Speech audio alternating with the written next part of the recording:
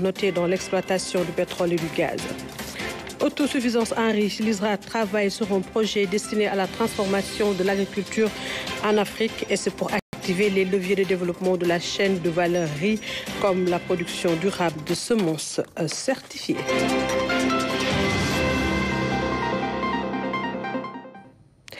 Bienvenue à tous. Retour sur la cérémonie d'ouverture du 15e sommet de l'Organisation de la coopération islamique. Le président Bassirou Diomaye Faye, qui a pris part à cette rencontre, le chef de l'État interpelle la Oumma islamique, exhortant à une mobilisation historique pour la Palestine.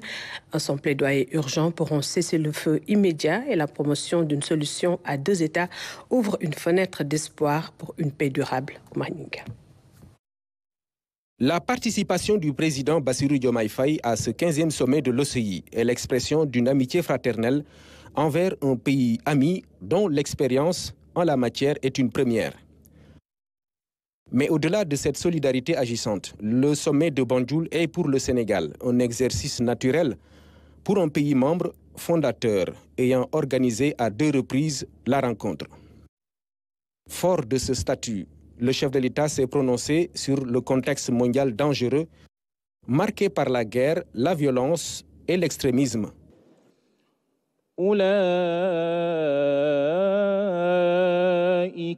Il a dit sa préoccupation par rapport à la situation catastrophique à Gaza. Dans le huis clos qui a suivi la cérémonie d'ouverture, le président Bassirou Diomaye Faye a en effet appelé à une mobilisation plus conséquente de la Oumma islamique pour un cessez-le-feu immédiat et la solution à 2 États, seul gage d'une paix durable dans la région. Le chef de l'État s'est également prononcé sur la mission du COMIAC, l'heure culturelle de l'OCI. Le chef de l'État a dit son ambition de redynamiser le comité pour qu'il réponde mieux à sa vocation de promouvoir les valeurs authentiques de culture et de civilisation islamique. Il a, dès l'entame de son propos, assuré de l'ancrage du Sénégal au sein de l'Organisation pour la coopération islamique. Et sachez que le chef de l'État a eu un entretien avec le président de la République de Djibouti, Ismaël Omar Guellel, a félicité le président Bassirou Diomaye Faye pour sa brillante élection. La prise de contact a également été l'occasion d'évoquer les relations bilatérales que les 2 chefs d'État comptent consolider. Et parlons toujours du 15e sommet de l'Organisation de la coopération islamique. Les participants magnifient l'organisation. Ils souhaitent aussi que des actions concrètes soient prises, suivant ces réactions au micro du Premier ministre. Je suis vraiment content de ce que j'ai vu en Gambie. Il y a une hospitalité vraiment de la part des populations. En termes d'organisation, rien à dire. Tout est parfait.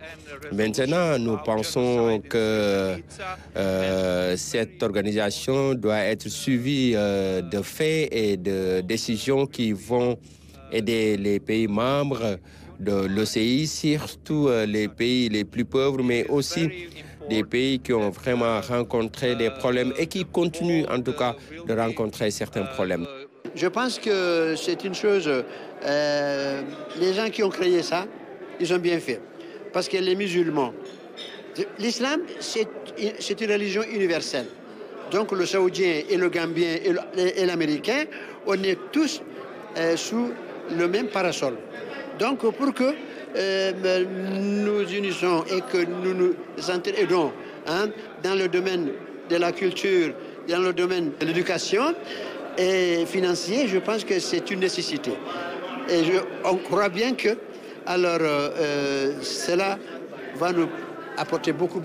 Vous savez, nous, en tant que musulmans, nous écoutons trop les Occidentaux qui veulent nous imposer comme l'homosexualité. Alors que nous avons nos valeurs, nous avons des choses à bien suivre. Et pourquoi pas ça? Alors, je pense que si nous nous réunissons, nous pouvons nous entraider pour beaucoup de choses. Mon attente étant que tous les problèmes qui existent dans les pays musulmans, Inch'Allah, vont être discutés au sommet. Et puis, les chefs d'État vont voir comment résoudre ces problèmes-là. On ne peut pas dire qu'il n'y a pas de problème. Mais on va essayer de voir les problèmes et puis de les résoudre. Le problème de la Palestine a été discuté entre pays. Les chefs d'État sont en train de voir comment résoudre ce problème. C'est un problème qui nous concerne tous. Comme on dit dans le monde islamique, on est tous des frères. Tous les musulmans sont des frères. Donc un problème qui touche à un pays musulman touche tous les autres pays musulmans. Et à l'occasion du 15e sommet de l'OCI, la RTS sollicitée par la télévision gambienne pour relever le défi de la couverture médiatique. Pour l'occasion, la RTS a déployé des ressources importantes en collaboration avec la JRTS. Les équipes travaillent en parfaite symbiose pour la réussite de l'événement. Envoyé spécial en Gambie, Pape Sididia et Ibrahim Ndong. Elle se déploie partout, symbole d'un professionnalisme sans limite. La RTS au service de la diplomatie du bon voisinage. Pour ce 15e sommet de l'Organisation de coopération islamique, la couverture médiatique doit être assurée de la plus belle des manières. C'est d'ailleurs tout ce qui justifie la collaboration technique entre la RTS et la télévision nationale gambienne. Il y a 5 quarts de la RTS technique qui sont là, mobilisés. Le quart HD, une régie HD, le quart énergie, le quart de satellite, vraiment tout ce que la RTS compte comme matériel exactement de production en HD est là actuellement. Parce qu'eux, ils ne sont pas en HD et dans le sommet, les gens avaient besoin de produire le signal en HD. Cette collaboration dure depuis un certain nombre de temps. M. Racine Talla l'a trouvé ici.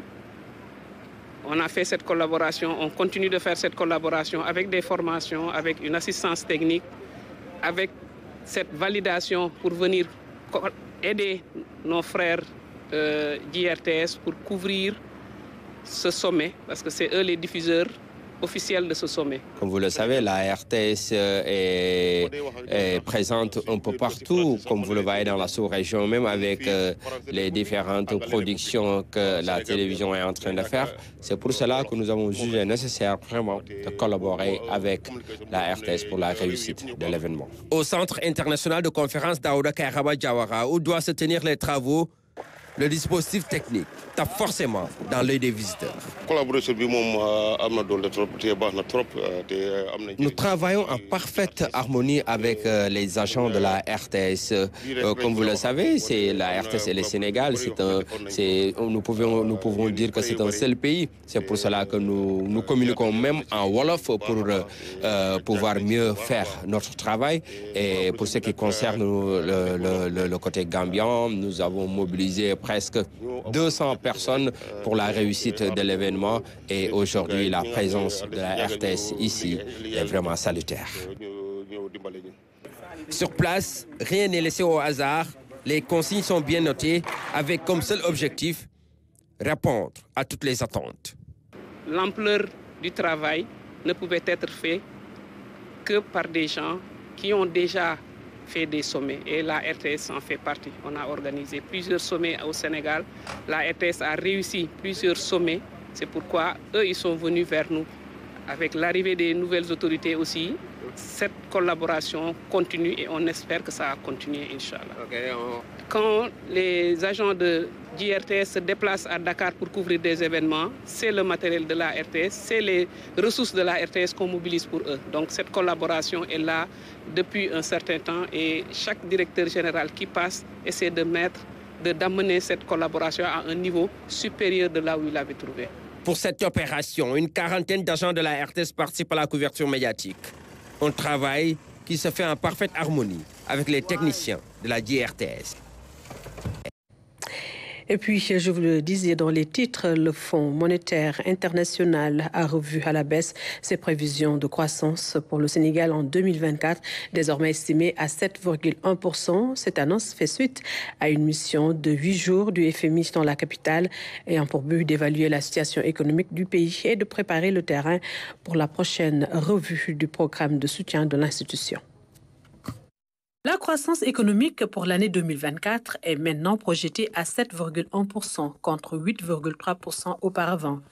Une situation due à une activité économique impactée au premier trimestre par le contexte électoral et le démarrage retardé de l'exploitation du pétrole et du gaz, indique le communiqué publié à l'issue de la mission du FMI au Sénégal. En 2023, l'économie sénégalaise a fait preuve de résilience en dépit d'un contexte difficile. La croissance économique a dépassé les attentes, 4,6%, reflétant une bonne campagne agricole et un secteur tertiaire solide. L'inflation a connu une baisse plus rapide que prévu. Elle est retombée à 5,9%.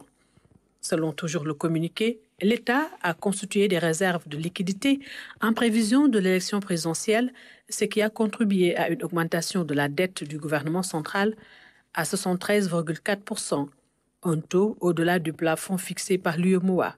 L'exécution du budget a été marquée par une moins-value au niveau des recettes et un dépassement du coût des subventions à l'énergie par rapport à l'enveloppe initiale qui s'élève à 620 milliards de francs CFA.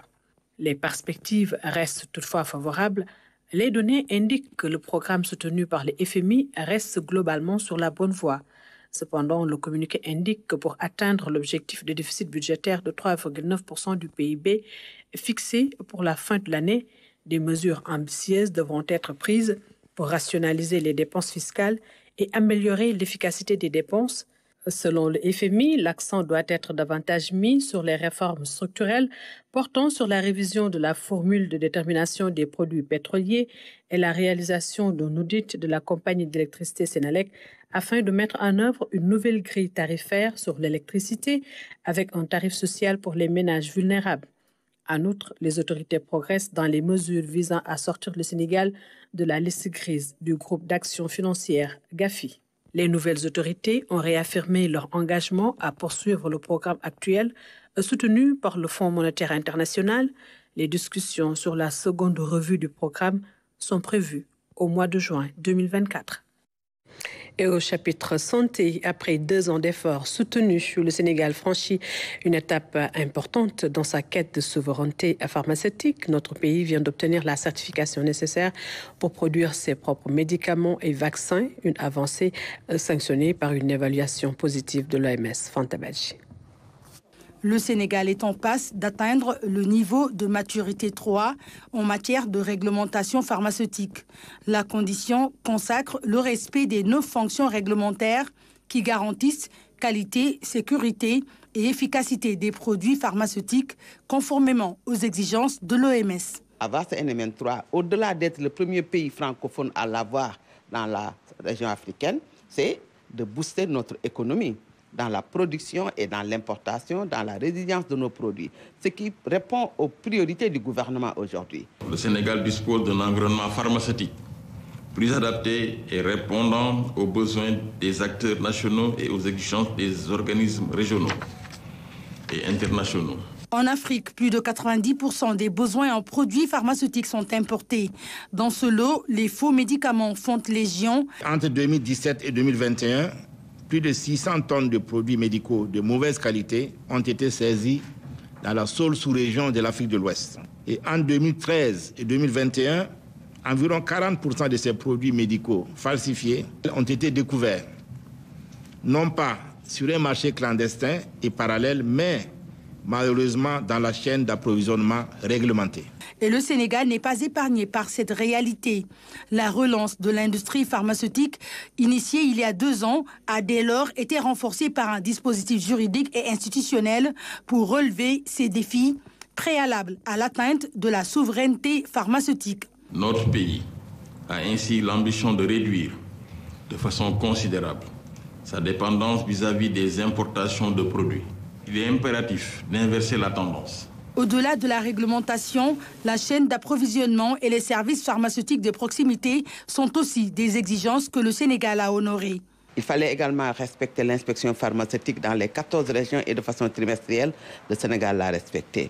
Il fallait également ouvrir des officines privées, ouvrir des unités de production, accompagner les établissements pharmaceutiques, le Sénégal l'a respecté. Mais il fallait également proposer au gouvernement des textes réglementaires, dont la loi 06-2023 qui a révolutionné le secteur pharmaceutique. Mais il fallait également contrôler la qualité des produits avec la surveillance du marché sur des prélèvements d'échantillons amenés au laboratoire et avec une conformité sur la qualité des produits. La mission de benchmark de l'OMS a décerné une note favorable aux initiatives sénégalaises qui ont conduit à ces performances. L'instance invite cependant à plus d'efforts, notamment dans la production locale de médicaments et de vaccins, gage d'une couverture maladie universelle. Sur cet événement tragique qui touche l'un des piliers du paysage médiatique sénégalais, le groupe Walfadjri a cessé temporairement d'émettre. Un incendie dévastateur a partiellement détruit ses locaux sans faire de victimes, mais laissant derrière lui des dégâts considérables. Une enquête est en cours pour élucider les circonstances de ce sinistre. Retour sur les faits avec Seydina Lunfal. La voix des sans-voix est aphone. Depuis quelques jours, c'est le silence radio et télé à Walfadjri, après l'incendie qui a ravagé une partie des locaux de Feu Sidi Lamine Niasse, le fondateur du groupe. Face à la triste réalité, l'impact de l'incendie est tel que la télévision non seulement n'aimait plus, mais la radio aussi n'aimait plus. Il n'y a que le site internet actuellement qui fonctionne. D'ici la semaine prochaine, nous allons essayer de lancer le digital, de voir si on peut produire, on peut transférer la télé sur le digital. Les émissions qu'il y avait sur la télévision, les éditions du soir et autres, transférées sur le digital, en attendant que les choses puissent reprendre. Caméra, écran, lumière, le studio composé de 3 plateaux et la régie témoignent encore de la violence de l'incendie. Il y a le plateau où l'on était, le plateau de l'édition du soir. Il y a le plateau derrière moi où on a réalisé la fameuse soirée électorale du 24 mars dernier. Il y a aussi un autre plateau ici. Donc il y a en tout trois plateaux physiques qui étaient là. Il y a un autre plateau démontable qui est souvent transféré ici. Donc l'ampleur des dégâts est incommensurable. Donc il y a plusieurs investissements qui ont été faits ici avant la campagne, peut-être des dizaines de millions, mais une télévision, c'est des installations. Et les installations coûtent plus cher que le matériel même parfois. Donc les installations peuvent être estimées un peu à des centaines de millions quand on sait comment ça se passe. Donc l'ampleur des dégâts, encore une fois, est incommensurable. Ici, rien n'a été épargné. Tout a été détruit, emporté par des flammes. Le fait que le ministre de la Communication se soit déplacé ici le soir même, 1 heure après l'incendie, prouve que les autorités, quand même, nous ont témoigné de solidarité après ce qui s'est passé ici. Maintenant, vous savez, la vocation d'un média qui sert dans le service public n'est pas de demander de l'aide au pouvoir public. Donc, nous, comme l'a dit souvent Feu Sidi Lamine Niasse, notre seul patron, c'est le peuple sénégalais. Nous n'avons pas d'autres patrons. Donc, s'il y avait à demander peut-être de l'aide, c'est au peuple sénégalais que nous demanderions cette aide-là. Maintenant, les pouvoirs publics peuvent vraiment, comme dans l'élan où a parlé le président de la République hier concernant une presse équilibrée, diversifiée, pluraliste. Donc, venir en aide, en quelque sorte, au groupe Walfadjri. Parce que Walfadjri, aujourd'hui, est un outil démocratique. Leur outil de travail réduit en cendres, le personnel de Walfadjri salue néanmoins l'élan de solidarité des populations et des autorités. Ça fait du baume au cœur et ça rend moins pénible le choc qu'on a vécu mardi dernier. Les populations ont eu un grand élan de solidarité. Et à chaque fois, ils nous interpellent à travers la rue ou les réseaux sociaux pour nous dire qu'est-ce que vous voulez qu'on fasse pour vous, pour que vous puissiez reprendre vos programmes. Donc c'est un vrai élan de solidarité qui nous donne encore plus de courage à surmonter, à œuvrer pour dépasser cette étape-là. Le personnel dit subir dignement cette épreuve en attendant l'évaluation exacte des dégâts estimés à plusieurs centaines de millions. Une enquête est d'ailleurs ouverte pour déterminer l'origine de l'incendie attribué à un court-circuit. Walf TV a brûlé, un sinistre puisque les flammes ont ravagé tous les équipements du studio principal. Depuis ces écrans noirs chez notre confrère du Front de Terre, Walf TV est un maillon d'un groupe de presse créé au milieu des années 80 et qui se définit comme la voix des sans-voix. Aujourd'hui, il traverse une situation difficile. La direction et le personnel attendent un soutien des autorités et de tous pour permettre à la télé de reprendre ses programmes. Sauver Walf, un soldat de l'info, c'est une chronique signée Oumar Diawa. Walfadjri qui renvoie à l'aube fraîche prend feu en soirée. Ce qui est arrivé est une catastrophe pour un groupe déjà fragilisé par une succession d'événements d'infortune, en dépit de la volonté de ses travailleurs de surnager dans un contexte difficile. Le feu est venu dévaster un outil de travail qui, à vrai dire, n'appartient plus qu'au seul porteur d'un projet né de l'ambition d'un homme, feu Sidi Lamine Niasse. Il a osé se lancer dans la presse avec d'abord un mensuel éponyme en 1984. La suite de l'histoire, on la connaît, avec d'autres titres comme Walf Grand Place et Walf Sport.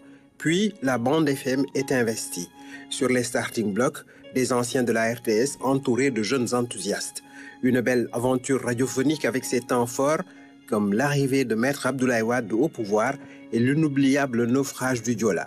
Au début de ce troisième millénaire d'espérance, Walf TV est sur satellite contournant les difficultés d'obtenir une fréquence. Ce n'est qu'autour de 2007 qu'un signal clair est accessible à tous. Walfadjri, c'est une odyssée à travers une jungle médiatique épineuse ou une mer houleuse de méduses. La liberté de ton, parfois considérée comme excessive, a valu bien des déboires à Walf, qui ne cherche pas toujours à plaire au prince. On croirait même que le média veut déplaire. Mais tant que cela reste dans les limites des principes fondateurs du journalisme, de la déontologie et de la responsabilité, ça s'entend. Les différentes alternances politiques au Sénégal depuis l'an 2000, le groupe y aura contribué par l'éveil des consciences populaires, se mettant souvent à dos des autorités frileuses, promptes à cisailler son signal et à menacer de retirer sa licence. Dans cet incendie, du précieux et coûteux matériel a été perdu, mais les vies sauves s'impatientent de reprendre l'exaltante mission d'information des sans-voix.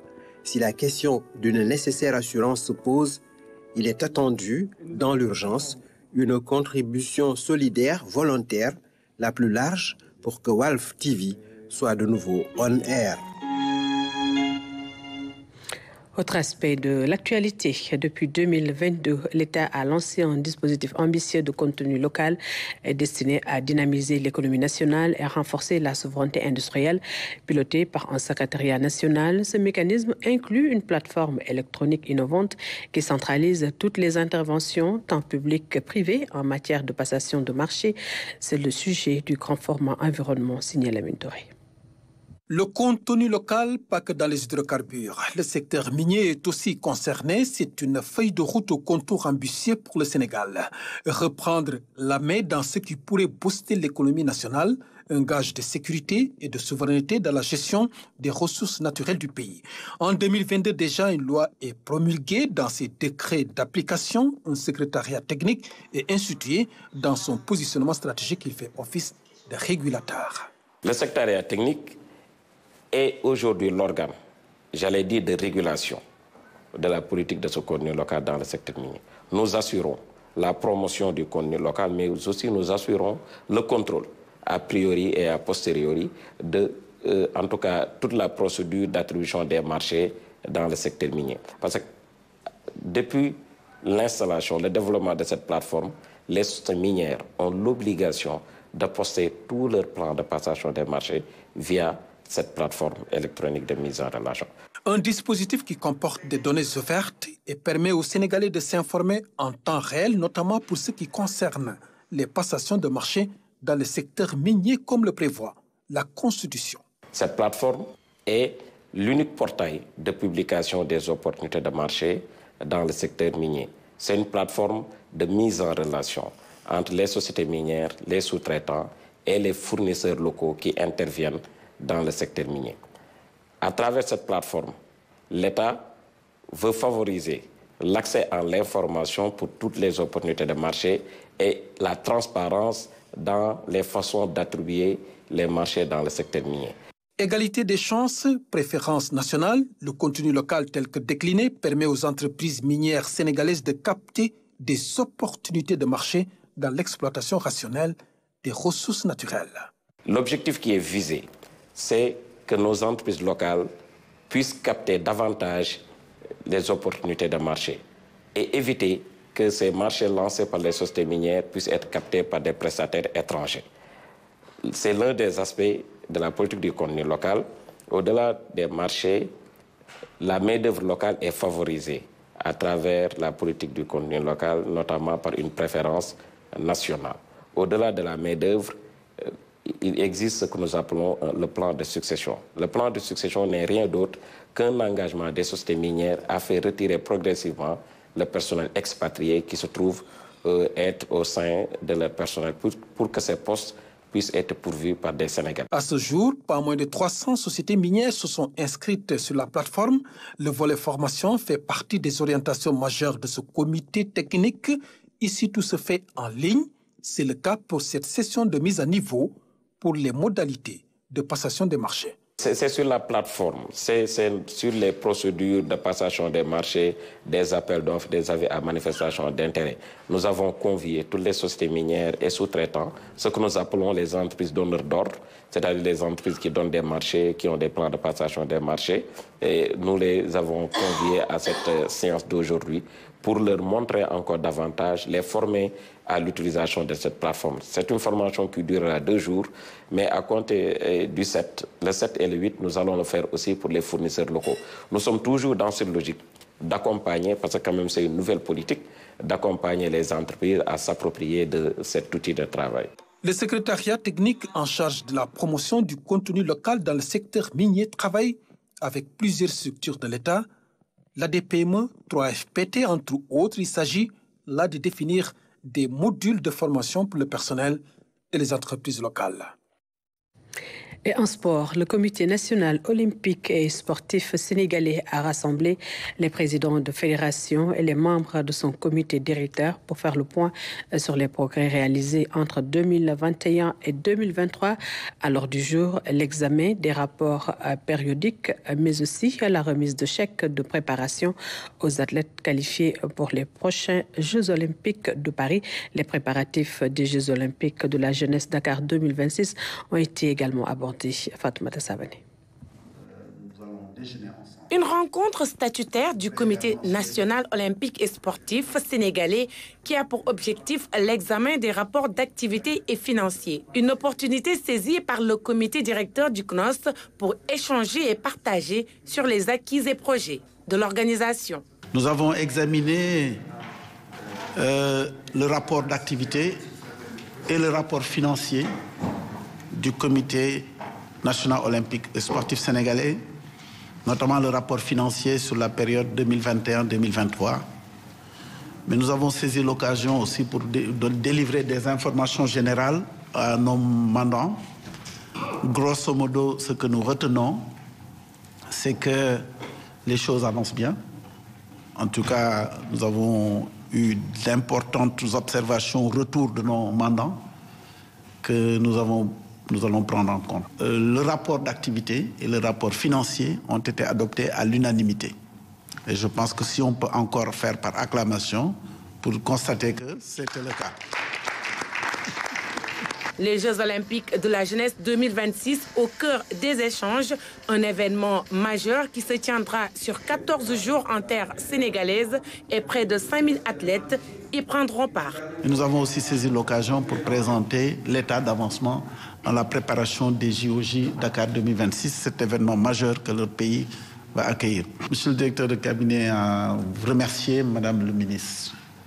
D'abord pour sa disponibilité à l'égard du Comité national olympique. Je le disais tout à l'heure, depuis les premiers pas qu'elle a posés, et depuis qu'elle pose ses premiers pas jusqu'à aujourd'hui, il n'y a pas une activité qu'elle mène allant dans le sens du sport sans convier le Comité national olympique.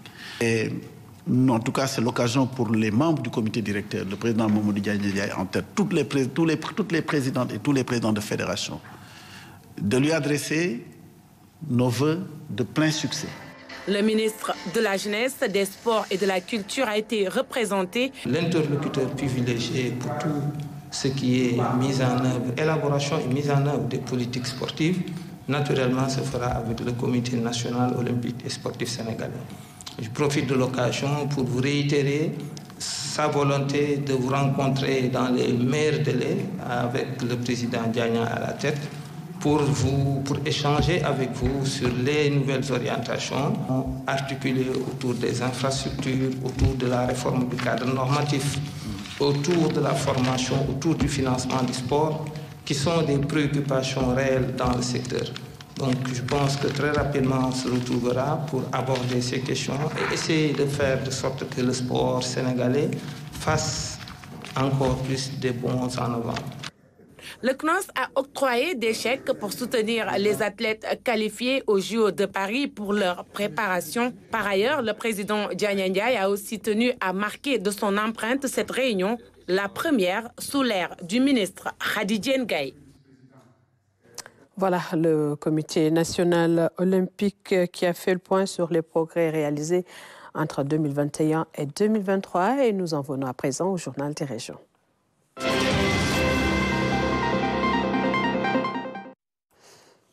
Voilà, et pour démarrer cette deuxième partie de l'édition de la mi-journée, direction Médina Gounass, où le Dakar touche à sa fin.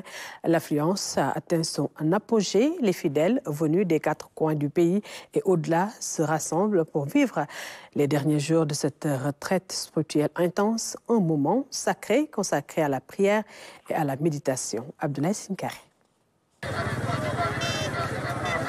À moins de 48 heures de la clôture, l'affluence continue de plus belle au Dakar de Médina Gounass. Derrière le tumulte des commerces et autres activités connexes, il y a les prières et invocations. Ce pèlerin vient au Dakar depuis 1972. Dakar bi li tubaab di wax campagne fukki fan yi campagne la campagne bi yëpp li ñu fiy dajale képp koo xam ne ki yaa ngi wattu alquran 24 heures bi na nga fexe ba def silki alquran. Le Dakar est comme une campagne. Il est demandé aux pèlerins de lire le Coran. Ceux qui ne le peuvent pas ont la possibilité de faire 41 saïfiou ou 12 000 salatul fatiha chaque 24 heures et ne jamais rater la prière à la mosquée pendant tout le séjour. fukki junne ak ñaar 24 heures bu nekk nga def fukki junne ak ñaar ci salatul fatiha. Les pèlerins, même après plusieurs décennies de présence, ne veulent jamais rater le rendez-vous du fait de ses nombreux bienfaits. ñeent fukki at ak ñetti maa ngi ñëw Dakar alhamdulilah rabbil alamin depuis bu ma commencé ñëw ba Dakar ren bi tarduma benn Dakar. Ça fait 43 ans que je viens au Dakar. Quand on vient une fois, c'est sûr qu'on va revenir, car il y a beaucoup de bénédictions. Au Dakar de Ngidjilogne, qui regroupe 4 villages du Fouta, nous faisons la rencontre d'Amatli. Le centenaire qui s'est habitué à cette vie d'ascète fait sans doute partie des doyens du Dakar.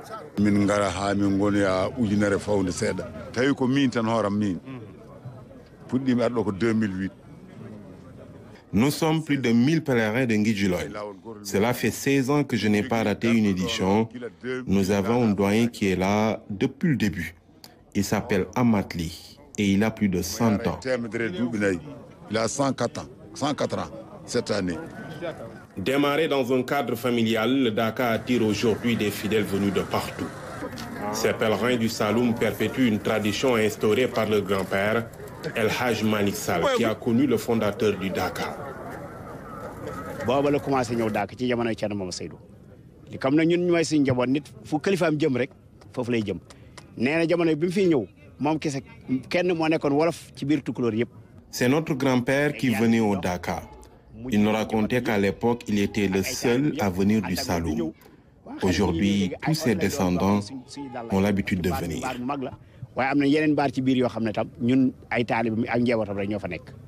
Malgré l'austérité de la nature, cette retraite est devenue au fil des ans un rendez-vous spirituel incontournable.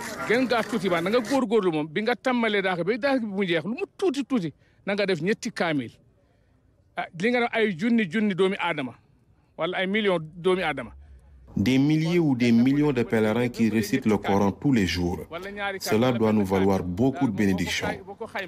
Les fruits sont visibles partout au Sénégal et à travers le monde.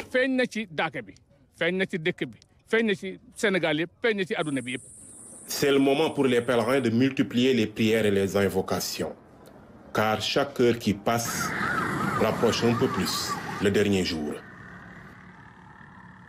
Et pour cette 83e édition du Dakar de Médina Gounass, le bilan des interventions des sapeurs-pompiers est déjà conséquent.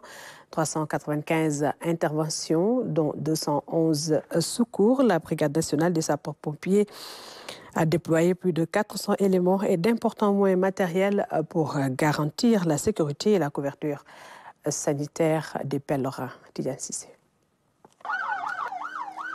Une ambulance de secours médicaux en pleine intervention sur le site du Dakar de Médina Gounass.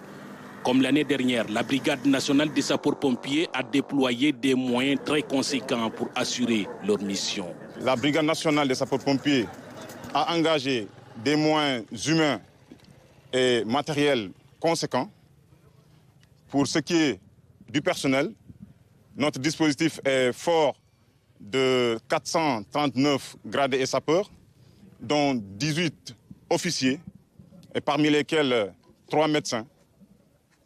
Pour ce qui est du matériel, 63 engins, dont 18 engins pompes, c'est-à-dire des engins de lutte contre l'incendie. Cette forte mobilisation des sapeurs-pompiers a permis de réaliser plus de 395 interventions, dont 13 incendies, 171 secours à victimes, 27 accidents de la circulation qui ont malheureusement coûté la vie à une personne. Le dispositif de la brigade poursuit sa mission en parfaite relation avec les autres secteurs, les autres services, comme la gendarmerie, avec qui nous travaillons en parfaite collaboration. Mais aussi, je rappelle qu'on dispose d'outils d'aide à la décision, comme les drones, les caméras de surveillance, qui nous permettent de d'être plus efficaces dans ce que nous faisons. Donc nous continuons à redoubler de vigilance, parce que notre mission n'est pas encore terminée. À la fin de la cérémonie religieuse, il y aura le retour des pèlerins. Je les exhorte vraiment à faire preuve de prudence. Il n'y a pas à se précipiter. Parce que l'année passée, on a quand même enregistré des accidents de la circulation pendant le retour. Pour cette édition 2024 du Dakar de Médina Gounass, la Brigade nationale des sapeurs-pompiers a mobilisé plus de 400 éléments. Leur mission, assurer la couverture sécuritaire et médicale du Dakar du 23 avril au 7 mai 2024. Et nous quittons le Dakar de Médina Gounass, direction Saint-Louis. En moyenne, le Sénégalais consomme plus de 100 kg de riz chaque année, un besoin loin d'être satisfait par la production locale.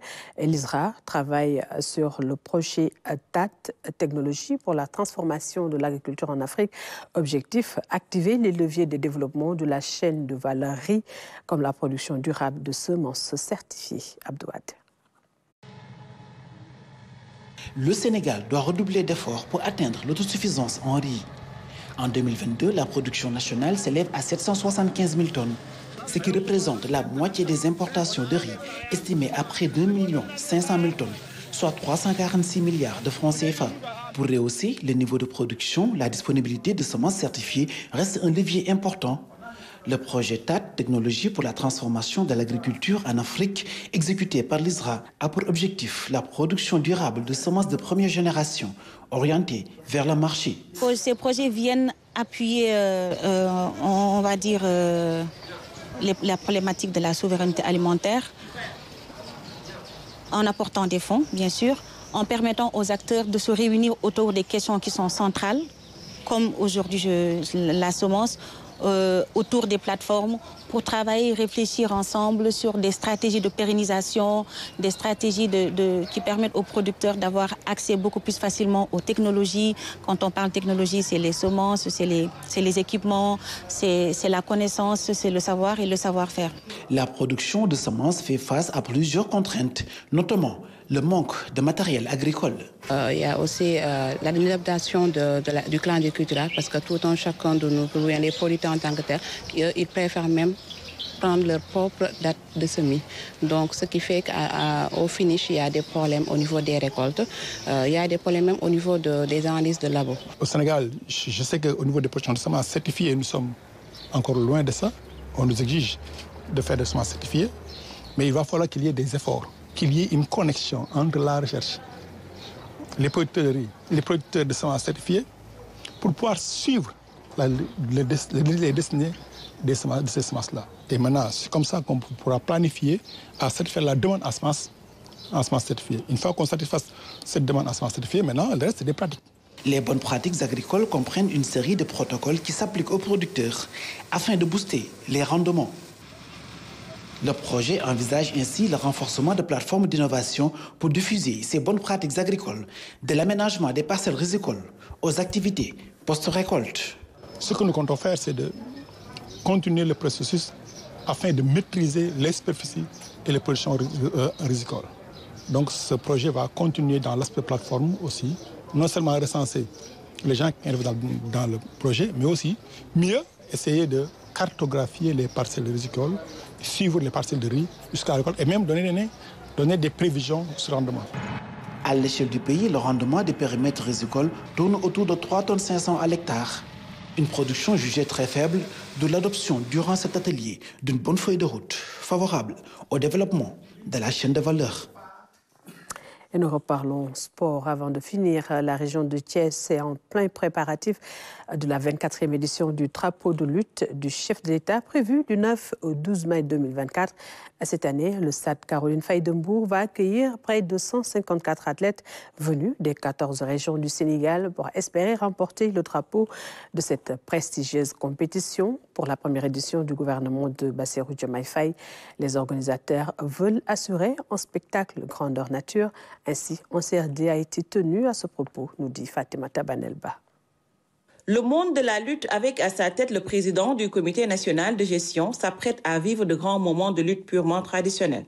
Le stade Caroline Faye de Mbour sera le point de ralliement de 154 athlètes du Sénégal venus participer à la 24e édition du drapeau du chef de l'État. Un événement sportif important qui nécessite une parfaite organisation. La tenue de ce CRD rassemblant l'ensemble des chefs de service de la région de Thiès montre à suffisance l'importance de cette compétition.